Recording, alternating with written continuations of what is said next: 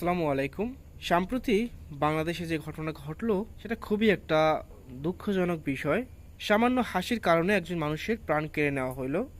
তো বিষয় হলো, সে যদি তাদের দেখেও হাসতো, হ্যাঁ সে হাসলে ভুল করছে ঠিক আছে, কিন্তু সেই হাসির কারণে তার জীবন কেড়ে নেওয়া কতটা যৌক্তিক?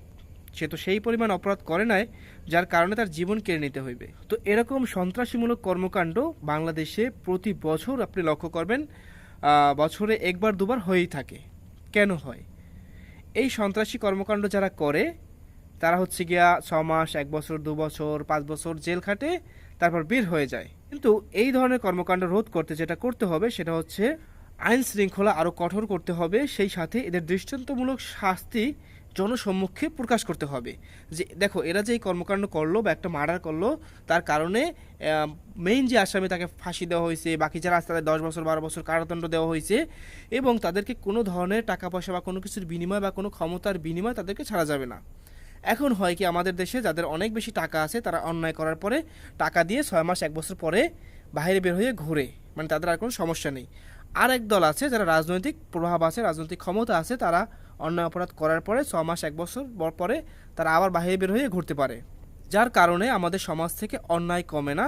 আমাদের দেশে যারা আইন শৃঙ্খলা আছে তারা কি করে, কোথাও কোনো ঘটনা ঘটলে বাংলা ছায়াছবির মতো গিয়া সেখানে বলবে আইন নিজের হাতে তুলে নেবেন না, কিন্তু তাদের নিজের হাত যে লুলা, সেই বিষয়টা আপনি লক্ষ্য করবেন। হ্যাঁ, আপনি আশে আছেন যে প্রশাসন নিয়ে ওর শাস্তি দিবে, প্রাপ্য শাস্তি দিবে, কিন্তু প্রশাসন তার সাথে কিছুই করতে পারে না, কারণ তার রাজনৈতিক বাবা আছে, তার টাকা আছে, যার কারণে তারা কিছুই আর করতে পারে না। তারা কি 6 মাস 1 বছর পরে 2 বছর পরে তাকে আবার ছেড়ে দেয়, সে আবার সেই একই অন্যায়, একই খুন খারাপি, একই চুরি ডাকাতি এগুলো কিন্তু আবার করে বেড়ায়। এই শাস্তি জনসম্মুখে দিতে হবে বা জনসম্মুখে সেই শাস্তি প্রকাশ করতে হবে মিডিয়ার মাধ্যমে, যাতে বাকি যারা আছে তারা যেন ঠিক হয়ে যায়। আমি যেটা মনে করি যে বিচার ব্যবস্থা অবশ্যই রাজনৈতিক প্রভাব মুক্ত করতে হবে এবং দুর্নীতিমুক্ত, এই দুটো মুক্ত। রাজনৈতিক প্রভাব থাকলে সেখানে আপনি কখনোই ন্যায় বিচার পাবেন না। রাজনৈতিক দল রাজনৈতিক দল অন্যায় করলো, সেখানে তার কোনো বিচার হইল না। যার টাকা আছে সে দেখা গেছে দুর্নীতির মাধ্যমে সে বেঁচে গেল, তাহলে আপনি সঠিক বিচারটা কই পাইলেন? এর জন্য বিচার ব্যবস্থাকে অবশ্যই দুর্নীতিমুক্ত করতে হবে, সেখানে কোনো ধরনের দুর্নীতিবাজ থাকতে পারবে না এবং কোনো ধরনের রাজনৈতিক প্রভাব থাকতে পারবে না, সে যে দল হোক।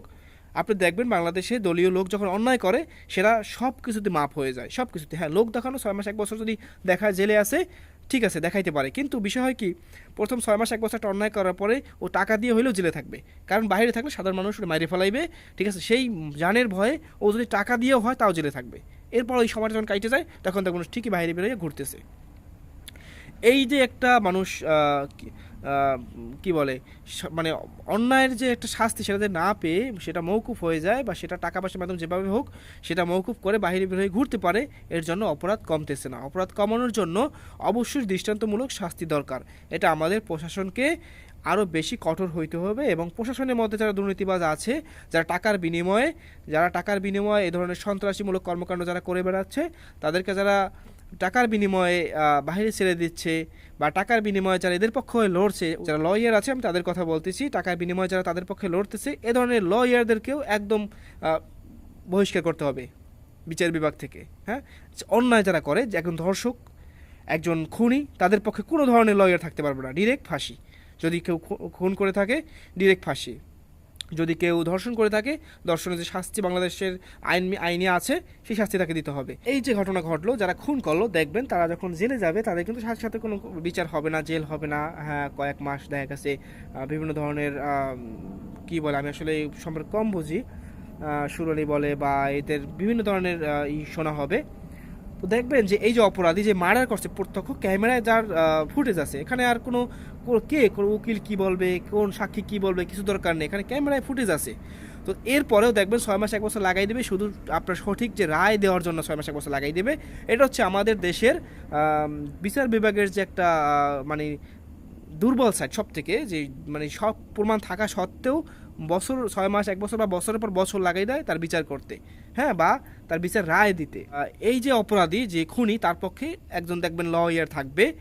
তো সেই লয়ারের মানে তার কথা বলে যে যদি অপরাধ করেন, আপনি খুন করেন, আপনার পক্ষে যদি লোক দাঁড়ায়, লোক আপনাকে বাঁচানোর জন্য যদি একজন মানুষ কাজ করে, সেক্ষেত্রে আপনি অন্যায় করতে ভয় পাবেন না। তো আমি বলবো যারা অন্যায় করে তাদের পক্ষে কোনো ধরনের লয়ার থাকতে পারবে না। যদি ধর্ষণ করে তার পক্ষে কোনো লয়ার থাকতে পারবে না, যদি খুন করে তার পক্ষে কোনো লয়ার থাকতে পারবে না। যথেষ্ট প্রমাণ থাকলে তার সঠিক বিচার করতে হবে। খুন করলে, মার্ডার করলে তাকে ডিরেক্ট ফাঁসি। এখানে কোনো কম্প্রোমাইজ হবে না, এবং হচ্ছে গিয়া কোনো ধরনের লয়ার তার পক্ষে কাজ করতে পারবে না। যদি কোনো লয়ার কাজ করে তাকে বিচার বিভাগ থেকে বের করে দিতে হবে। যদি আইন বিভাগে স্বচ্ছতা আনা যায়, যদি চোর, বাটপার, খুনিদের পক্ষে কথা বলা, ধর্ষকের পক্ষে কথা বলা লোক না থাকে, তাহলে দেখবেন দেশ থেকে অটোমেটিক্যালি এ ধরনের সন্ত্রাসী কর্মকাণ্ড, চুরি, বাটপারি, ধর্ষণ কমে যাবে। আমাদের দেশে আইন দুর্নীতিগ্রস্ত, অসুস্থ, রোগাক্রান্ত, যার কারণে আজকের দেশের এই হাল। আসুন আইনকে, আমাদের দেশের প্রশাসনকে আমরা দুর্নীতি মুক্ত করি। এখানে যারা দুর্নীতিগ্রস্ত তাদেরকে এখান থেকে এই সেক্টর থেকে বের করে দেওয়া হোক।